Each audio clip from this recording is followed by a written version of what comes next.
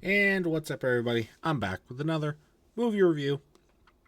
Today, I am reviewing Wreck-It Ralph, another Disney movie released, I believe, in 2015. It could have been a little earlier than that, but um, so here we go. I've seen this movie quite a bit, but there was a lot of things that I actually did not remember, and then that's a good reason why I rewatched the movie for this review. So, very, very excited to review this. I got a lot of thoughts on it. So let's just jump right into it, shall we?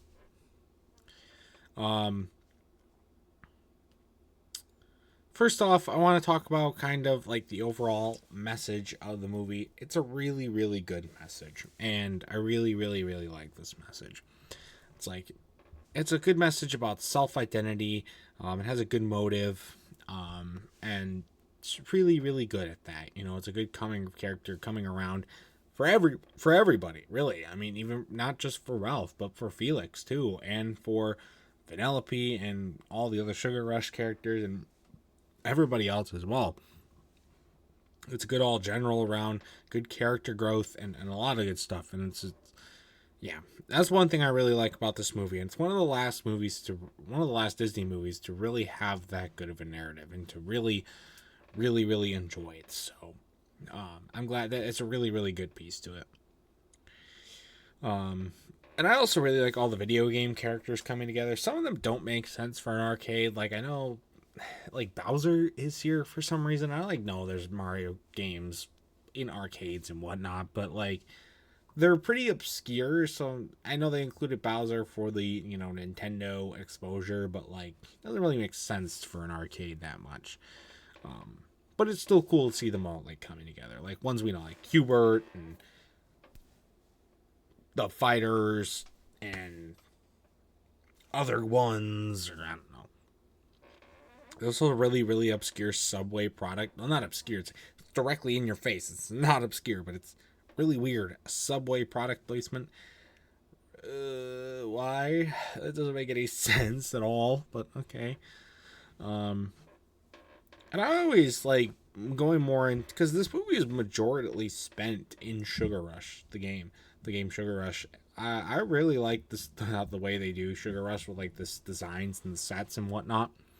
I like the carts designs. I like the track design and whatnot. It's a really, really cool place. As a big sweets eater myself, as you can tell, loved it. Loved it, all of it. So I really, really like that. The customize your cart option, that's cool too. A lot of other good stuff. So really, really like that aspect of it. And in the Oreo scene too, how could I forget the Oreo, Oreo, Oreo? That lovely, lovely. I love Oreos and they're good. And a lot of good things with the story as well. And I also like, it's a racing game, and I'm a big racing fan, so obviously I'm gonna like Sugar Rush a little bit more. But the other games were cool too that they show off. The villain, here's one thing that I really want to touch on with this review, and that's the villain twist. This is a really, really good villain twist. You don't know you don't know that the villain twist is coming on a first watch. You don't. I knew it was coming because I'd watched it so many times, but it's still a really, really good twist.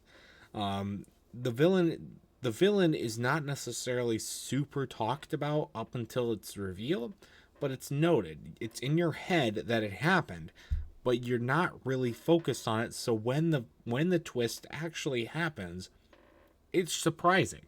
It's very surprising. They're the same voice actor, and that's the only hint that they really, I guess, give you at the end of the at all in the movie. Really, other than like I guess it's a racing, and also that, but like it's good. It's a good villain twist. Really, really good villain twist. One of the last good animated villain twists that I've seen, and it's really, really solid. So I really, really like that. But like, I mean, other than that, a lot of the characters are likable. From all the different games, and we got Jane Lynch in this movie as well, and she's good with that stuff. And the good pacing looks great, and Dialogue's great. It's a really good movie. I remember really liking it as a kid, but there's a few movies that I liked as a kid that have fallen off nowadays, and I was kind of expecting this one to fit into that category, and no, it hasn't. In fact, it might have gotten better, if not just the same. So that's awesome. That's awesome. That's really awesome that the movie has aged that greatly. So that's going to do it for this review. My final score for Wreck-It Ralph, I'm going to have to give it a good... I'll give it an 8. I'll give it a 9. I'm going to give it a 9. I'll give it a 9 out of 10. So that's going to do it, though, for this review. So if you've ever seen Wreck-It Ralph, I'd love to know your thoughts about it in the comment section down below. And that's going to do it for this review, so stay tuned for much more amazing content, including more movie reviews and other awesome stuff. Until next time, I'll see you guys later. Goodbye.